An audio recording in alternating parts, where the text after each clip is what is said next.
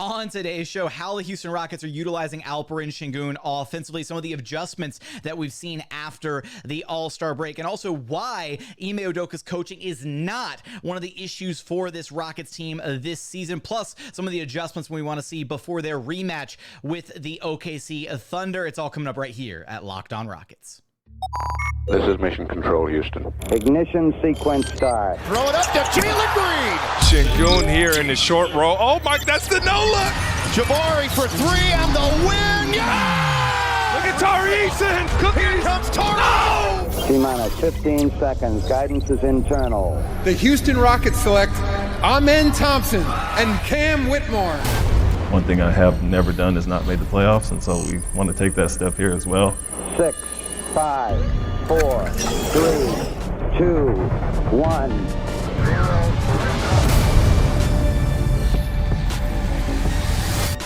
What's up, and welcome to another edition of Locked On Rockets, your daily podcast home for everything Houston Rockets basketball. As always, I'm your host, Jackson Gatlin, native Houstonian and credentialed media member. I'm also the host of Locked On NBA Mondays. Be sure to follow along on Twitter at JT Gatlin. The show, of course, at Locked On Rockets, free and available wherever you listen to your podcasts, including YouTube. Now, today's episode is brought to you by FanDuel. Make every moment more. Right now, new customers get $150 in bonus bets with any winning $5 bet. That's $150 if your bet wins. Just visit FanDuel.com/lockedon to get started. And as always, thank you so much for making Locked On Rockets part of your day every single day, whether it's on your way to work, on your lunch break, in the gym. Thank you for being an everydayer and making the show part of your day every single day. Joining us now is none other than your weekly co-host, the Podfather himself, Rockets Wire editor and host of the Logger Line podcast, Ben DuBose. You can track down on Twitter at Ben DuBose. Here for an episode focused mostly on, we're going to talk a lot in today's episode about Ime Udoka and his job as the coach of the Houston Rockets and kind of how he's been, tackling certain things, some themes that we've noticed, as well as Alperen Sengun, because there's been a lot of discussion in the last 24 hours or so since the loss to the OKC Thunder about what the Rockets, are doing right, aren't doing right. And a lot of it concerns, or a lot of it is directly concerning Alperen Sengun, right? And for good reason. He has been the Rockets' best player for the majority of the season. I think, pretty undisputed best player on this team. And unfortunately, this team rises and falls with his level of play, right? When Alperen Sengun plays well, the team has a lot more success. When he struggles, like what we saw against the OKC Thunder, the team doesn't perform as well. And it's a really simplistic way to kind of present the argument, but it is kind of what it is. Now here, the part that gets really interesting is it Udoka's fault when Sengun doesn't perform well? Is he being put in positions to be successful? Or is it Alp's fault? Does he need to be better? What can he improve upon? And one of the standout moments that has a lot of Rockets fans riled up from this OKC Rockets game the other night was there was a moment where, it was that what was like 30 seconds into the second half into the third quarter where Udoka called that quick timeout and he completely tore into Alp on the bench. He moved Jeff Green out of the way. You could see Fred VanVleet looking up at Udoka with kind of a look on his face oh crap, he's really tearing into Alp. And some fans took it, I think there have been a lot of responses to this, right? About oh, that wasn't fair of Udoka's in the wrong for doing that. Or yes, it's good to see him, chewing out Alp, but why is he not doing it to other players? All this. What's your take on it first, Ben? Yeah, so first off, I think a key to success in the modern NBA is having your coaching style be adaptable to individual players. And we've heard from Alperen Sengun himself that coaches that are harsh with him, that are upfront and direct, it reminds him of home. It reminds him of the way coaches coach in Eastern Europe and in Turkey. And that works for Alperen Sengun. It might not for others on the roster. We've talked about it, for example, within the context of should they bench Jalen Green or continue him in his current role. And I think part of the calculus when you're going through the pros and cons of a decision like that, you have to think not only in terms of what is best for the team, obviously that's a big part of it, but also what's going to get the best out of the player, what's going to get them to buy in. And while you don't let that by itself drive the decision, at the same time, you do have to sort of adapt your style. That's part of any successful leader to sort of meet the human being where they are on a personal level. And with Alp, I just think it's important to remember, he has said this time and time again, that he loves coaches that are direct, that are harsh, that won't sugarcoat. He's never directly said a contrast between Ime and Stephen Silas, but it has been strongly implied, in my opinion. And so I think that's something that really resonates with him. And so I think that's a very important piece of context that's being lost, because I think some fans look at that and say, wow, why is Alperen Sengun being scapegoated? No, I just think it's more that Ime knows that Alperen Sengun responds to that level of directness, to that voice in a way that certain teammates of his don't. And so I think some of it is just Ime being flexible. And I also think, just when you look at this Rockets Thunder matchup, all P is the key to having any realistic chance to win. You go back to when the Rockets beat the Thunder in December. Chet Holmgren had 4 points and 5 rebounds in that game, shot just 2 of 9. Last night, he was dominant, 19 points in the fourth quarter. The bottom line is the Rockets do not have a path to beat the Thunder if Chet Holmgren outproduces Alperen Sengun. And it's not all a one-on-one matchup. We'll get into that. It's not like it's just one-on-one the whole game between those two guys. But just looking at the production, if the Rockets lose out in the middle, then you're looking at Shai Gilgeous-Alexander and Jalen Williams versus the rest of the Rockets lineup. The Thunder just have more firepower. There's a reason they're 40-17. So any potential for the Rockets to compete or beat a team as good as the Thunder starts with the formula we saw in December, which is getting Alperen Sengun at his best, winning that interior matchup, stuffing him in a locker, as I've seen some people refer to it. That did not happen as much in round 2, and I think that probably played into a little bit of the focus on Sengun as well, simply because in this matchup, the Rockets know they really need Sengun to outproduce Chet in the middle to have a realistic chance. And where I kind of land on this discussion is it makes me feel like looking at this is kind of the issue that I've had all season long is Udoka has done an absolutely fantastic job turning this team from one of the laughing stocks of the NBA into an actually respectable basketball organization. More on that here in a moment. We're going to talk about why coaching is far from, an issue with this team. Yes, Ime Udoka has his warts. Yes, he has his areas that he needs to grow and get better in as a coach. Absolutely. I'm not saying Ime is perfect. I'm not saying he's infallible, but far from the problem here. What I saw in this game against the Thunder, though, is it very much felt like the Rockets made it a point early on to try to get Alperen Sengun the ball in a variety of different ways. They even ran like a double drag screen, like to get Alp the ball, like where he comes running around the baseline and gets like a deep seal on a post up, which was something new. I don't think we've seen that all season long. I think the issue is because of Udoka's, kind of equal opportunity offense, we haven't seen them fully lean into Alp at all times, right? There really is a distinct lack of a hierarchy with this Rockets team. Early on, when this team was firing on all cylinders and things looked really good coming out of the gate, it's because they completely leaned into, hey, you know what's working? Alperen Sengun, Fred VanVleet pick and rolls, and Alperen Sengun isolations and post-ups. And that was like 80% of the Rockets offense early on. They were spamming those actions early on. And then they took a major step away from that and started focusing on getting other guys involved, right? The Jalen Green experiment, trying to get Jabari more involved in the offense. And then also an unfortunate side effect as the season's progressed, we've seen Dillon Brooks kind of revert back to the Memphis Dillon Brooks version, right? Where he kind of takes over certain possessions and he's not passing as much as he did early on. So kind of this confluence of factors has led to a version of this Rockets team where some games we see Alperen Sengun where he has a good game and the Rockets do a good job getting the basketball. Some games we see where Alperen Sengun is having a good game, but they don't get him the ball enough. So he finishes on 6 of 10 shooting, respectable stat line, but not nearly the usage that he deserves for being the team's best player. And then sometimes we see versions of this team where they do try to get him the basketball, but it also coincides with him having a bad game. And that's exactly what I think happened against the OKC Thunder. Alp did not, the Rockets did a really good job of getting him the ball, trying to get him in spots to be successful, but he just didn't have it in that game. He was missing a lot of easy shots that he normally makes, especially early on. And he didn't bring the necessary physicality to really out-muscle Chet Holmgren in the middle. And then on top of that, he compounded things. Whether or not these calls were legitimate or not, we can gripe about the officiating, of course, but he was whistled for a majority of fouls, right? And Ime even pointed out that it was his fault to put Alp back in the game, late in the with second 3 half. fouls. Yeah. And second quarter. Yeah. That was probably a mistake on Ime's part, but still, Alp playing with foul trouble, he's not able to be nearly as aggressive as he usually is on both ends, defensively and offensively. He can't do some of the things that he wants to be able to do when he's in the back of his head. He's thinking, I can't risk, picking up that offensive foul. I can't hook. I can't do that. Yeah.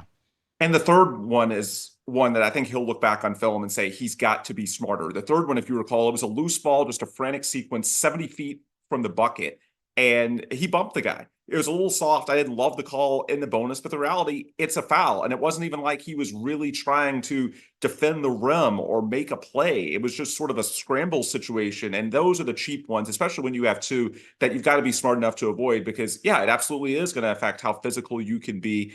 You know, I do still worry about his back a little bit because we know he missed some time earlier this month. That's something that can affect your willingness to be physical. But in this one, I think it was largely the fouls. And that the first couple of two, I think he was the victim of some shaky calls. The third one, he just needs to be a little bit smarter. And credit to LP. I was in the locker room post-game. He's the first guy to sort of point the finger at himself and say, look, I've got to be better.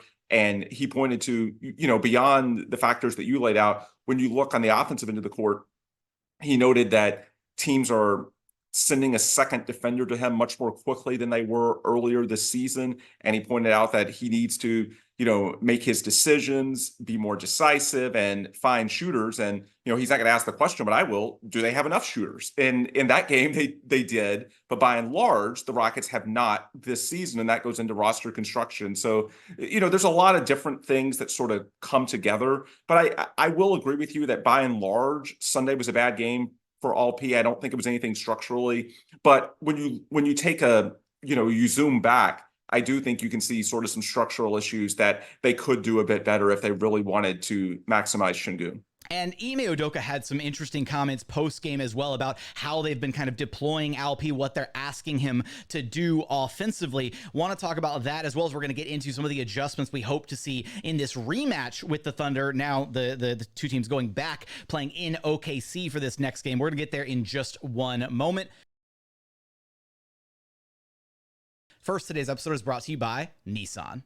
Are you the kind of driver that likes to push things a little further? Ever wonder what adventure could be around the very next corner? Well, our friends at Nissan have a lineup of SUVs with the capabilities to take your adventure to the very next level. The 2024 Nissan Rogue is perfect for city drives and great escapes. Class exclusive Google built-in is your always updating assistant to call on for almost anything. Gone are the days of having to connect your phone. Google Assistant, Google Maps, and Google Play Store are built right into the 12.3-inch HD touchscreen right there at your fingertips. But hey, maybe you want a full-size SUV. The 2024 Nissan Armada will change what you expect from a full-size SUV. Picture a rugged 4x4 that can eat up to 8 in first-class luxury and style. Tow bigger and explore further in the 2024 Armada. Take the Nissan Rogue, Nissan Pathfinder, or Nissan Armada and go find your next big adventure. Shop nissanusa.com.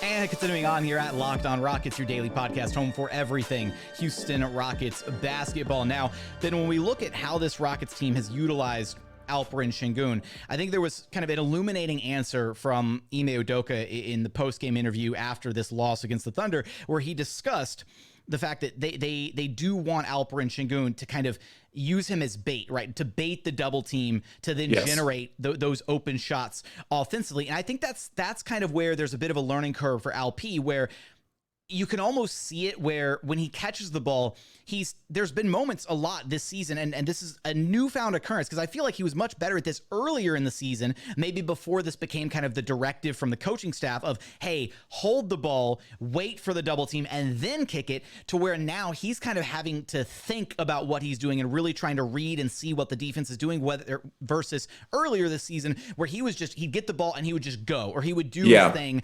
And it was just instinct. And he looked a lot better doing that. Whereas now, and I've remarked on this a couple different times now, where it looks like he's holding the ball way too long, right? Where the double team shows and he's not getting rid of it quick enough, right? Where it's a double team, or sometimes it turns into a triple team where he's incredibly crowded. And then you've also got the factor that the Rockets have done a really piss poor job, honestly, of moving without the basketball, cutting, those kinds of things. Thankfully, there's been a bit of an uptick in that the last few games against the Suns, against the Thunder. We've seen some motion off ball. We've seen guys actually cutting, make the entry pass, cut through the lane. We've seen some, we've even seen some Alp get some assists off of those actions.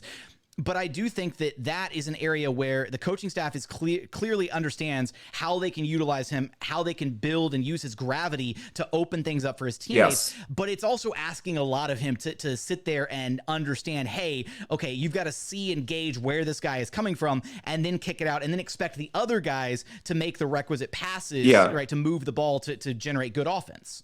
Yeah, it's a lot to do during the season. I think it's something that if you wanted to install that type of offense in the off season, it would be very realistic. But on the fly, there's definitely going to be bumps. Now, I see why they're doing it. I actually thought the most illuminating quote that Ime had over the weekend, the 2 games at Toyota Center, was when he mentioned after Friday's game that they had an emphasis coming out of the All-Star break that they wanted to shoot 40-plus threes every single game, which I respect, because too often this year, the Rockets were putting themselves at a math disadvantage. There just is not enough talent on this roster for them to beat a solid NBA team if they're just getting killed basically by math, not making enough threes, not taking enough threes relative to their opponent. And I think when they sat down and looked at this offense, they realized that, hey, since we don't have elite shooting, maybe it's not worst in the league, but it's certainly not elite, then how do we justify taking that many threes? How can we get good looks to where we're not just jacking? And I think they recognize that playing through Sengun is the best way to get the volume they need because of his gravity. That's what's going to lead to opportunities to drive and kicks and leverage situations, basically 4-on-3. That's what we saw in the first half when the Rockets hit all those threes. It was basically Sengun drawing the second defender, and then you'd have Jalen or Dillon driving, and many times Jabari was the recipient because he was the guy in the other corner. And you'd basically just be working a 4-on-3 and try to find yourself an open 3. And from a math perspective, I understand why the Rockets are doing it. And I think, the calculus for Ime is that, look, even if we do everything for Sengun as it was earlier this year, that's probably not enough for us to win at a high level, especially without Tari Eason. So we've got to try something else. And in this case, it's sort of trying Sengun in different ways to try and boost the team's 3-point shooting to where you don't have that math disadvantage you had for a lot of January in particular. And so on paper, when you're looking strictly at the data, I can understand the thought process, and by and large, it has worked well. I think, certainly the Phoenix game, I think they were 15 of 45 from 3, and then the first half of the OKC game, it worked for a while. But, as with anything, there's going to be adjustments, and then there's going to be adjustments to the adjustments from other teams. And it felt like in the second half in particular, OKC changed up some things with their coverages at the half. Fred VanVleet alluded to that in his postgame comments last night, and the Rockets didn't have the immediate answers. And that's why I'm sort of interested to see what happens on Tuesday when these same 2 teams get together. Okay, we saw OKC at halftime draw up some different schemes to take away what the Rockets were doing in terms of generating those threes. And I think it made Sengun look a lot more hesitant. Now you had a practice today. You're going to have a shoot around tomorrow. Can you, from a Rockets perspective, can Ime sort of adjust to that adjustment? That's what I want to see for tomorrow. And I would just say, while on paper it makes sense, I understand why they're doing it. It is a lot to ask of Alp in particular, because of course he's the hub, he's the focal point for opposing defenses, he's who's drawing that attention. So of course it affects him more than anyone else because he's who you're generating offense through most of the time. It's just unrealistic to do it on the fly, even after, I know they had the week off for the All-Star break, and that's probably why they thought this was as good a time as ever to sort of introduce a little bit of a tweak, a change to the system. But yeah, even after a week, it's unrealistic to think that it's going to be just smooth sailing and all of a sudden you've got it figured out. No, if you try to do something like this during the season, then yeah, there are going to be some bumps. And I think in the second half, especially, that's what we were seeing.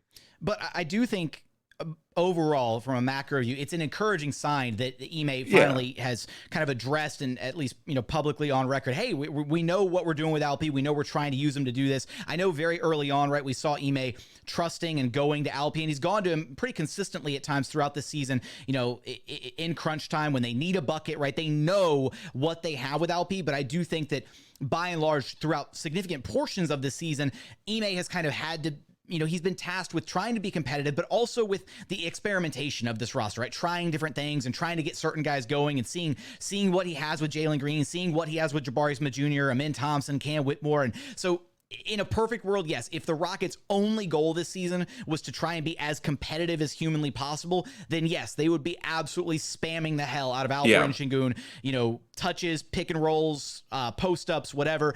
But we're also seeing, Ime try to balance doing other things, and that's why we haven't seen them, use Alp as if he was the team's superstar, which, he's not. He's not a superstar yet. He's on a star level trajectory, yes. He's, taken the year 3 leap this year. It's been awesome to see, but he's not a star yet, right? He's not a bona fide true blue star quite just yet.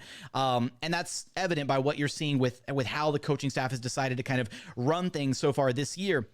I did dig up, I was so curious about this because I wanted to confirm if this matched like my eye test, but this team is so much more effective when the ball goes through Alperen Sengun, but not necessarily when he's scoring at a high level, but when he's facilitating at a high level. So I dug up this number because I was just curious. Ben, this team, when Alperen Sengun has a 25% or better assist rate, which again, for those unfamiliar, assist rate is the number of assists, that you roughly generate for your teammates when you're on the floor. The Rockets have a 14-12 record when Alpi has a 25% or better assist rating. Now, when Alpi has a lower than 25% assist rating, the Rockets are 11-19. So when Alperen Sengun is more involved offensively, when he's creating for others, and obviously the other point here to emphasize is the others that he's creating for have to knock down their shots. That's the important part. But when the offense is flowing through Alpi, things look a lot better. And one additional point here, of the 14-12 record, when Alpi has a greater than 25% assist rate, 9 of those 12 losses, 75% of them came by single digits. A lot of them were very, very competitive games where the Rockets were like right there. And even a bigger point to hammer home that point is the Rockets have been in the clutch a lot this season. When you look at teams that have played clutch minutes, which is any game that is within 5 points either way within the final 5 minutes of a game. That's what defines the clutch statistic for the NBA. The Rockets are top 6 in games played in the clutch. They played 29 games in the clutch, and they are, unfortunately, 11-18. They have one of the worst records in the NBA this season of clutch time games. So part of it is some of it's youth, some of it's execution down the stretch, some of it's the shooting factors. There's a lot of things that kind of pour into this, but it's important to note because the Rockets are there. They're so close, right? And we talked about this recently, how close this team actually is to being so damn good. And I know we're going to get into this a little bit more in the next segment about Ime Udoka and why he is not the problem with this team. But the fact that you took essentially last year's team, turned it around, made it a top 10 defense, and then you're this close in a lot of these games in the clutch, single digit losses, that's really encouraging stuff. Yeah, absolutely. And one more point on Sengun that I want to get in, at least in the context of the Thunder matchup. While a lot of people were disappointed with his turnovers, I think he had 5 in his first 16 minutes and 6 for the game, which obviously led the team. At the same time, the fact that he has that many turnovers tells you that it's not like the Rockets are freezing him out. It's not like they're de-emphasizing him. No, it's that they are using his gravity and playing through him, through that attention that he's drawing, and hopefully using that as sort of a conduit to generating more open threes and that math advantage that we talked about earlier. Ime looking not just for the short term, what's going to maximize this group of players right now, but also looking at the big picture and what's a formula that's actually going to work for this team moving forward. And so I think while last night's a frustrating game, and certainly there's things, LP will be the first one to tell you that he should have played better. At the same time, when you look at it from a coaching perspective, they were absolutely still using him. They get that he is their best player. I think that's also part of why, there's all that tough love that we talked about leading off this pod. The standard is high when you're the team's best player. So beyond the fact that, LP likes that type of treatment, it's also what happens when you're the focal point for opposing defenses and your coach places a high degree of expectation on you because he has been this team's best player this season. So I think that plays into the approach that Ime has. But I would just note that in terms of the Ime component, was it Sengun's best game? No, but I absolutely would not say the coaching staff, had a huge role there. Well, I guess you can say that they're trying to use him in different ways, and perhaps that's a factor, but it's not like they don't realize what he's doing. No, they absolutely do realize his potential, and that's why he's being used as sort of the centerpiece to this new offense, not an entirely new offense, but a new version of the offense that they've tried to introduce since the All-Star break.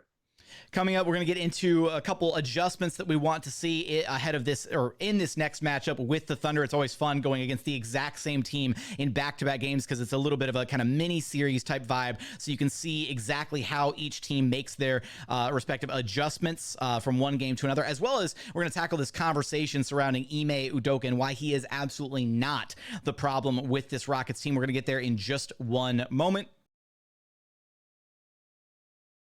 First, today's episode is brought to you by BetterHelp. Look, sometimes we all need the opportunity to get something off our chest, big or small. Certain things can really start to get to you. It's important to let that out, especially to someone who's unbiased when it comes to your life. Maybe it's, a situation that happened at work, or maybe it's just you've gotten in an argument with, a close friend or a loved one, but it's important to be able to unpack these things and discuss them with an unbiased third party. And that's where therapy can help. Therapy can be different for everyone. Most of us have bigger problems than just what's going on with our favorite sports teams. And it's important to get those things off your chest every once in a while. If you're thinking of starting therapy, give BetterHelp a try. I've done therapy in the past and it's been an incredibly cathartic experience for me. And with BetterHelp, it's fantastic because it's entirely online, designed to be flexible and suited to your schedule. Visit BetterHelp.com/LockedOnNBA to get 10% off of your first month. That's BetterHelp, HELP.com/LockedOnNBA. And final segment here at Locked On Rockets, your daily podcast, home for everything Houston Rockets basketball. Now, Ben mentioned this kind of early on, but there was, in the aftermath of this Thunder loss, this has been a bit of a theme, kind of maybe dating back a month or two, maybe after, I guess you can call it the honeymoon period kind of wore off for some Rockets fans. And I've seen some frustrations with Ime. And again, trust me, I'm not going to sit here and say that Ime has been flawless, that he's been absolutely perfect. He has his warts as a coach. He needs to improve, especially with, things like offensive creativity or establishing maybe a clearer hierarchy amongst the players, because it does kind of feel random on a game-by-game basis where, as we alluded to earlier, sometimes Alp is the focal point, and sometimes a lot of the offense, if not all of it, does run through him when he's on the floor. And other times he does get frozen out a little bit. And it is frustrating to witness that when the guy that I think we can all agree is the best player for the team isn't being involved offensively. And some of that coincided with Fred VanVleet's absence for those few games there, all of that. Right. But when you look at where this Rockets team is at, what they've achieved so far this season, even though things have kind of, cooled off a little bit after the hot start early on, they're still very much on schedule. And you look at the roster that Ime has to work with, and it's more or less almost the same roster as last year. Like, they've made their main additions, right? They added Fred, they added Dillon, they added Jeff Green. Those have been the three, largely the three components that are brand new this year. And you pretty much lost Tari. Yeah, you only had him for 22 games. Exactly, right? So you lost one of your biggest difference makers. So Ime is essentially trotting out another, an incredibly young roster of unproven NBA talent, and he's turned them into a top 10 defense. And one of the arguments that I keep seeing thrown around is, that Ime isn't doing enough for certain guys, or that he's actively hurting the development of certain players on the team. And I think that's absolutely far from the case. Like, he has given so many different guys on this roster so many different chances. Jalen Green, number one of all of them, because Jalen's gotten probably way more chances than he probably should have gotten this season based on what he's produced so far and how he's played so far. Alp has met the expectation, and he's risen to the challenge, and he has become this team's best player. And then you've got guys like Jabari, who he's had some up and down games here and there, but by and large, I think you've got to be happy with his development. Tari looked more or less the same in the games that he was playing. And Amin and Cam have both looked absolutely incredible in the way that this team has decided to handle their development. Amin kind of overcoming some of the early absence in his rookie year. Cam Whitmore going down to the G League, kind of refining his game a little bit. So I would just argue for Rockets fans that I think there needs to be a little bit of level of patience with Ime, but that he is also not the problem with this team, because he basically took last year's roster with the one that Steven Silas had and turned it into a top 10 defense. That is really, really impressive to do. Yeah, and it's worth noting that after the All-Star break, one of the big concerns I had, especially when you look at that New Orleans game right in the aftermath, was whether we were approaching a point in which the Rockets would succumb to the rot of losing. And I think what these last two games should tell you is that, no, they have not. They shook off that 16-point deficit against Phoenix, came back to beat a Western Conference playoff team against Oklahoma City, the best team in the West by record. They were up 16 in the first half, and they competed hard throughout that game. The Thunder just have more talent and a more cohesive system at this point in time. They're just a little bit ahead of Rockets in terms of the schedule. So beyond just the overall record, which they're on pace to, I think, be 36-46, which, let's be honest, for a team that's won 22 games the last couple of years, that's a phenomenal jump in the NBA. I think, as someone that follows all the Houston sports teams, I think something that's sort of worked against the Rockets in terms of, I guess, setting unrealistic expectations. Number one, the Rockets started the year hot, so I think that sort of raised expectations a bit high. But then you also look in Houston, the success the Texans had in year one of D'Amico Ryans and CJ Stroud getting fairly deep into the playoffs, winning their division. I think there's a lot of fans that say, well, why can't the Rockets do that? And the answer, of course, the Texans ended up getting a top 5 quarterback, and it helps that he's a rookie, so he's also dirt cheap, and so they can build the entire roster around him. It does not work that way in the NBA unless you acquire a veteran superstar. In the NBA, the path forward is a lot more linear than it typically is in football. You do see big jumps in the NFL, especially if you have a big change at the quarterback position. With the NBA, it's not like that. And so just to see a jump from around 20, low 20s wins to mid to maybe upper 30s if they get hot again, you can't argue with that. That is clear results for this franchise. They have taken a step forward, even if we don't like every single thing that's happened in every game. My only concern over the All-Star break, and especially after that New Orleans game coming right off it, was whether, I guess, the Rockets would succumb to some of those losing habits now that the play-in is becoming increasingly unrealistic. But I will say, after watching the last 2 games in person, I don't think that's going to happen. I think they are still bought in. They are still trying, even though the play-in dream is pretty much dead or close to dead at this point. And I think that speaks well to the coaching staff as well, that he still has these guys bought in, even though the playoffs are largely off the table, and they're probably not going to get Tari back at this point. Let's just be realistic. And the trade deadline's come and gone, so it sort of is what it is. It's not like there's hope of a better tomorrow or, catching lightning in a bottle. The fact that they're still competing, it's not perfect, but that speaks well to the coaching staff, that they're still going in and working hard and trying to improve, as opposed to succumbing to the rot of losing, which we've definitely seen at this point in the schedule the last couple of years. I wonder if the Rockets could maybe pick up CJ Stroud on like a 10-day or something, because during the Celebrity All-Star game, he looked pretty good. I'm just going to put that out there.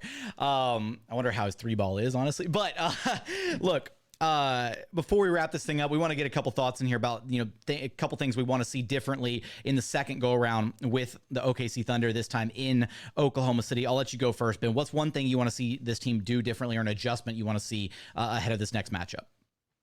Quick, and I'll give you one on both ends of the floor. Offensively, I would like to see a few more minutes with Ime Thompson and Alperen Sengun. I felt like that was a bit reduced on Sunday, and I think it's probably because of what we've been discussing for a lot of this pod, the Rockets trying to use Sengun to get more threes. But I feel like with how the Thunder adjusted to that in the second half and started taking away the same volume of clean looks, I think, I know with Ime, there is the spacing concern, but if it's just 1 out of 5, I think you can work around it. And where I think that's really valuable to the way the Thunder were switching aggressively and closing out hard in the perimeter is that when you have a relentless cutter the way Ime is willing to do, and we've seen the synergies between him and Sengun at times this season, I think that might be the counter to sort of unlock the next layer. Because, okay, if the Thunder are going to take away the high volume of threes that we saw early in that game, then perhaps having someone that's willing to dive to the rim and has good chemistry with Sengun in those situations can be part of the solution to sort of unlock that. And then on the defensive end, I just want to see LP look a lot more competitive. I think this is going to happen because I do believe that a lot of his defensive lowlights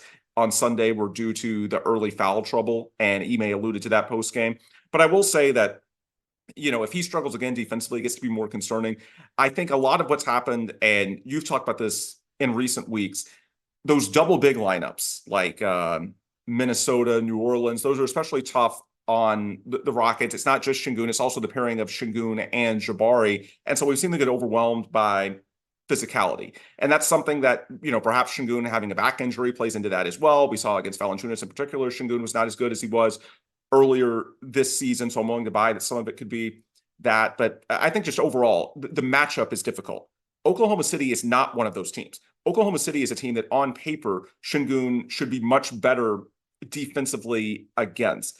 I'm willing to treat Sunday as a one-off because I think there are some extenuating circumstances, but I do want to see him bounce back because again, a lot of Sengun's defensive regression over the last month or so. I think the Rockets have just had some tougher, scheduling draws. The double big lineups are hard. They've had a lot of games in a short time frame. He's had a bad back, which makes him less willing to bang against those really big bodies. I can make excuses for all of that. I think it's probably a short-term blip. But Oklahoma City is not one of those teams. And so I think Sunday was an exaggeration, but I would love to see Sengun go out there and compete hard on the defensive end Tuesday, stay out of foul trouble, and show that, especially against that type of front court, that he can get back to being the defensive difference maker that he was, especially for the first half of this season. For me, and I'll do one quick on defense and then go back offensively. For me, defensively, I think where this game really started to get out of hand, right, was obviously when OKC decided to kind of go small there in the fourth quarter, and that's when Chet Holmgren started really getting loose. Right. A lot of the pick and pops, the wide open threes. It was just a difficult adjustment to go for Alp, kind of what we saw early in that first matchup, right, where Alp was able to guard Josh Giddey and kind of roam a little bit and blow up a lot of OKC's plays, and they were just content to let Josh Giddey continue to shoot threes, and that was an ugly game because they got exactly what they wanted. Josh Giddey was just firing away. This game, Josh Giddey, much smaller role, not nearly the liability offensively in this second matchup between these two teams. So how does Ime play off of that, right? Because I doubt OKC's not going to change their starting lineup. Giddey's still going to be out there to start. So yes, you can get away with hiding Sengun on Giddey and have Jabari on Chet. But what do you do after that, right? What do you do when OKC goes small and puts Chet and then like four shooters out there? How do you then deploy Sengun, right? Can Sengun be better on Chet defensively? Because he's going to have to guard Chet at that point. You're not going to be able to get away with the switching that you do when you put Sengun on Giddey and then switch all the other actions 1 through 4. So I want to see how the Rockets respond and adjust there. And then offensively, I think a big issue for Sengun when he does turn the ball over, which just kind of a broad stroke thing here, take better care of the basketball. But specifically for Sengun, I would like to see the Rockets stop using him, like facing him up at the elbow as much as they do, right? Because when he has defenders creeping in, when teams pack the paint against him and cheat in off the shooters, and it's almost like a 1-4 flat like ISO spacing where he's at the top of the key, you're kind of at the free throw line, and he faces up, and he's got guys on either side of him, and he's got help defenders from the corners. The Rockets just aren't a good enough three-point shooting team for those defenders to have to worry about getting back out to those shooters in time. So it becomes hard for Sengun to find his pockets, his windows, and he's still really good at it. He can still face up and do a power dribble and then get to his spin move and body bump and still make things happen. But I feel like he's much more effective when you just get him on one side of the floor, clear things out, and let him go to work, right? Get him the clean post-up opportunity. And we saw a lot of turnovers because the Rockets just were abysmal at getting him a clean entry pass, right? Because they didn't have the right angles. They didn't have, you got to have a shooter that passes the ball into Sengun, because if you have a non-shooter passing it into Sengun, then the guy is just going to cheat off of him. So if like Amin Thompson is the guy passing it in, the defender doesn't have to worry about Amin Thompson shooting a three. So he's going to back up and go kind of, double, an early double team on Sengun on the entry pass. And that becomes problematic. So I want to see them handle those post-ups a little bit cleaner in this next matchup. And he can use the baseline as his friend in those situations too, because of course it's much more predictable in terms of when and if they're going to come if you have that baseline, as opposed to being at the elbow when they can come from pretty much anywhere. Yeah, absolutely. Another great point. So the drill, Ben. Let everyone know where to track you down at. Yep. Ben DuBose on Twitter /X, the Rockets Wire on the same, and rocketswire.usatoday.com for all your daily Houston Rockets news coverage. That's going to do it for another edition of Locked On Rockets. As always, thank you so much for checking out the show. If you haven't done so yet, please consider subscribing wherever you listen to your podcasts, or on YouTube. Just search Locked On Rockets. Be sure to like, comment, and subscribe. But as always, thank you so much for watching. Thank you so much for listening. And we look forward to having you back right here at Locked On Rockets, your daily podcast home for everything Houston Rockets basketball.